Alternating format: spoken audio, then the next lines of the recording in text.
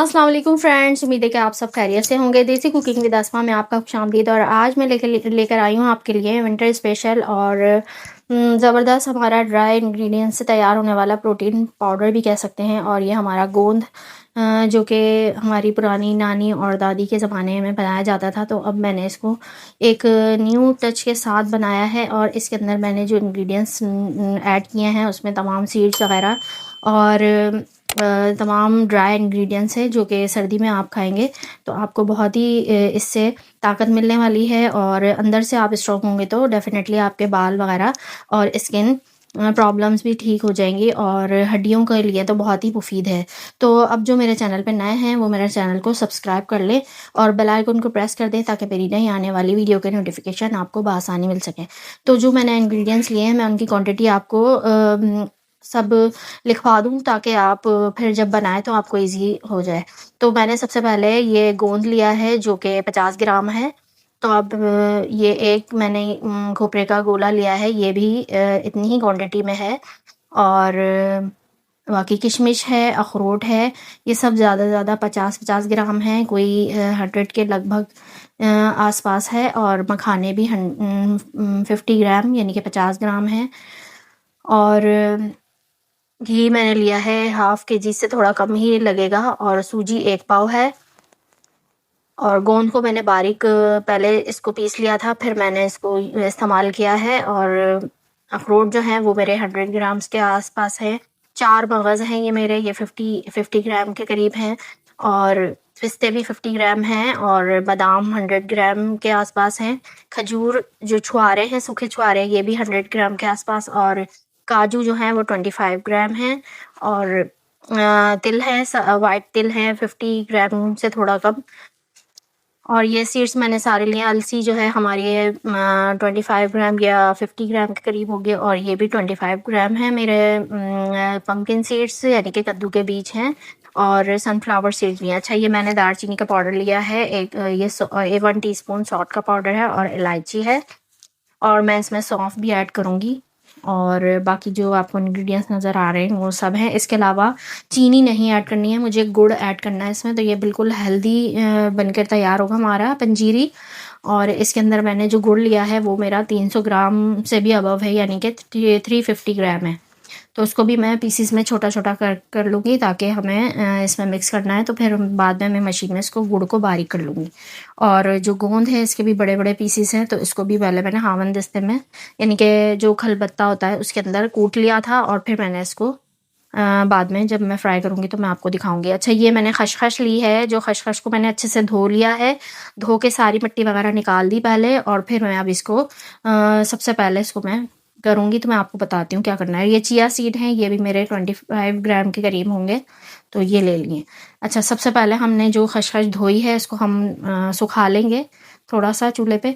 हमने flame on करा है, बिल्कुल मीडियम लो फ्लेम पर इसको मैंने हल्का सा रोस्ट कर लेना है ताकि इसकी सारी मॉइस्चर ख़त्म हो जाए। और जितनी भी चीज़ें हमें अच्छे तरीके से घी में इसीलिए पकानी है ताकि हम उसका मॉइस्चर ख़त्म करें और उसकी शेल्फ़ लाइफ बढ़ जाए। तो अब हम तैयारी की तरफ चलते हैं। तो अब ये हमारा सूख गया पूरा, खसखस को मैंने अलग निकाल दिया है। और 2 से 3 टेबल स्पून मैंने घी लिया है। असली घी है ये, मेरा घर का होममेड असली घी है, बहुत ही ज़बरदस्त बनाता है ये भी। इसकी भी रेसिपी मैं आपको आइंदा आने वाली वीडियोस में दूंगी और मैं पहले भी एक वीडियो डाल चुकी हूँ।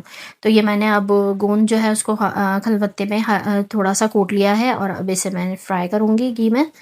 तो ये बिल्कुल पॉपकॉर्न की तरह फूल जाएगा। और इसे कभी भी आप ग्राइंडर में ना ग्राइंड कीजिएगा क्योंकि फिर ब्लेड ख़राब हो जाता है। तो ये मैंने खलबत्ते में ही बाद में, जब ये बिल्कुल फूल जाता है पॉपकॉर्न की तरह, तो ये बिल्कुल ऐसा होता है, हाथ से भी आप दबाएंगे ना तो ये बिल्कुल चूरा चूरा हो जाता है। तो ये देखें बिल्कुल पॉपकॉर्न की तरह फूल चुका है। तो ये अब बस मैं खलबत्ते में हल्का सा इसको मैं कूटूँगी तो ये बारीक हो जाएगा। ठीक है, तो ये मैंने 50 ग्राम के आस पास ये मैंने लिया था। ठीक है, तो सारी क्वांटिटी आप देख लीजिएगा। और ये थोड़ी थोड़ी सी ही ली हैं और उससे ही मेरा 1 किलो के करीब बन गया था, 1 से 1.5 किलो के करीब। अच्छा, अब आगे के हम प्रोसेस करते हैं। तो ये मैंने तमाम दूसरे एक बाउल में निकाल लिया है।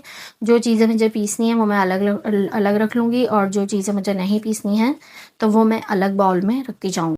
बस ये अब मैंने और थोड़ा सा घी ले लिया है इसके अंदर, 2 से 3 चमचे।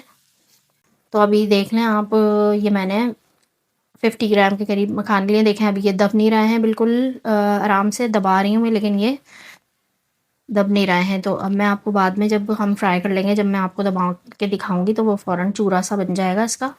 इतने हमें क्रिस्पी करने हैं इसे, जलाना कोई भी चीज़ नहीं है, बस हमें हल्का हल्का सा फ्राई करना है।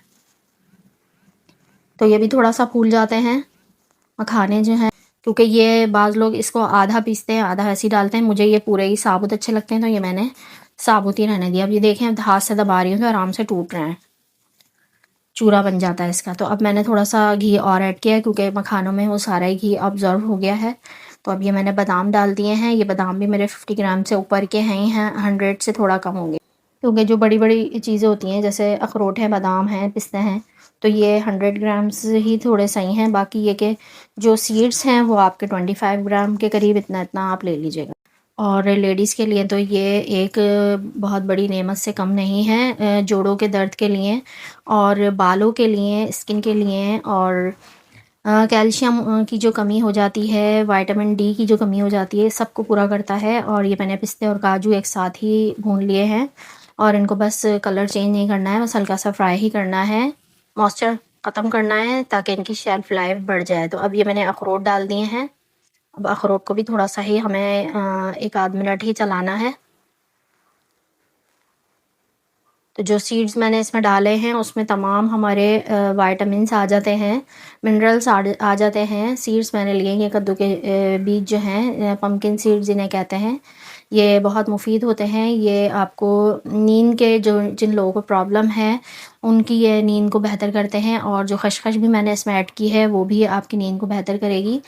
और जो प्री मेनोपॉज़ और मेनोपॉज़ में होती हैं लेडीज़, उनके लिए भी बेहतरीन चीज़ है ये, कि उसमें कैल्शियम बनना बंद हो जाता है। तो ये कैल्शियम का भी आपका एक बहुत बेहतरीन सोर्स है।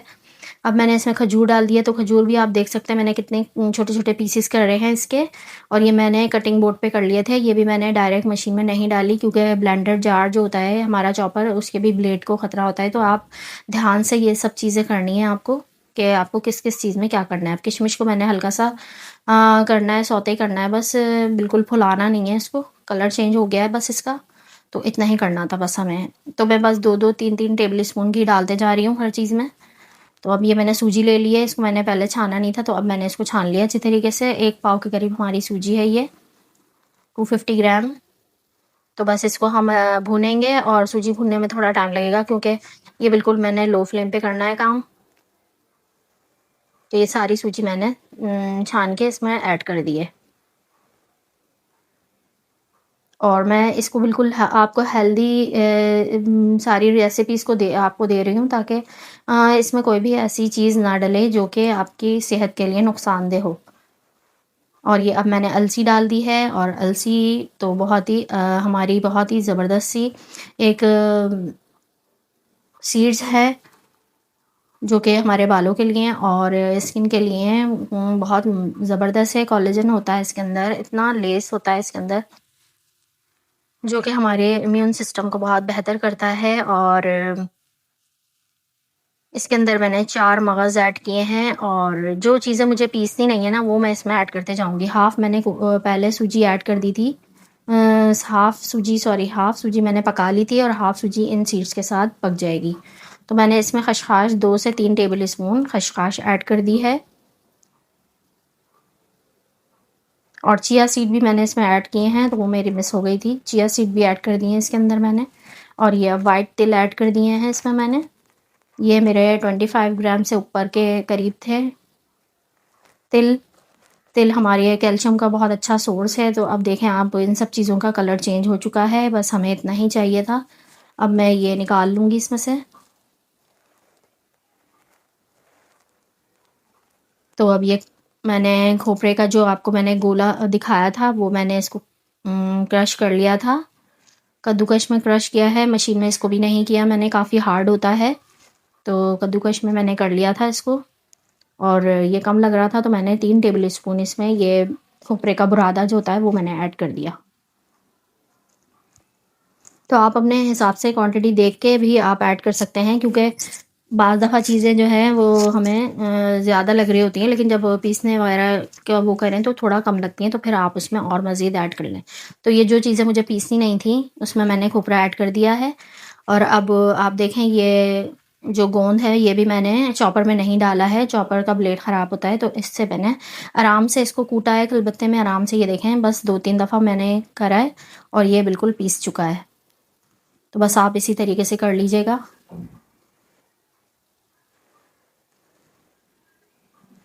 जी, तो ये 2-3 की बार में मैंने ये इसके अंदर कर दिया है। अच्छा, गुड़ को भी मैंने छोटे-छोटे पीसेस करके उसको मैंने पहले चॉपर में किया, लेकिन चॉपर में नहीं हुआ तो फिर वो छोटी जो कटोरी वाली हमारे चॉपर होता है उसके अंदर ब्लेंडर में मैंने उसको ब्लेंड किया है। और हामन दस्ते से भी मैंने उसको किया था, तो 2-3 दफ़ा से फिर मैंने उसको किया है। मखाने ऐड कर दिए हैं मैंने इसमें, क्योंकि मखानों को भी मैंने पीसना नहीं है, साबुत ही डाले हैं। किशमिश ऐड कर दी है। और अब हम इसको अच्छे से मिक्स करेंगे। जी, तो अब ये मेरे सारे वो इंग्रेडिएंट्स हैं जिनको मैंने पीसना है। अखरोट, बादाम, पिस्ते, काजू और पम्पकिन सीड्स। तो इनको मैं थोड़ा-थोड़ा करके दरदरा सा कूटना है, मुझे बिल्कुल पीस के पाउडर नहीं बनाना है इसका, दरदरा सा अच्छा लगता है मुँह में आता हुआ।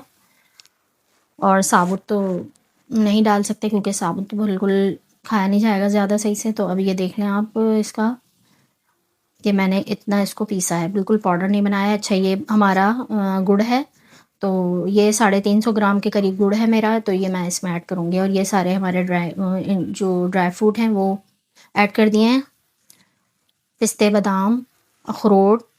अच्छा, गुड़ के अंदर कहीं-कहीं कोई ढेला सा बना हुआ रह जाए तो उसको आप हाथ से कर लीजिएगा, क्योंकि ज़ाहिर है चीनी थोड़ी बुरादा सी वैसी होती है, रूखी सी, तो उसका तो पाउडर होता है, लेकिन जो गुड़ होता है वो थोड़ा सा चिपका-चिपका सा ऐसा होता है, तो उसको हाथ से आप कहीं जमा रह जाए तो उसको आप कर लीजिएगा, ठीक है? तो अब मैं इसको तमाम चीज़ों को अच्छे से मिक्स कर लूँगी।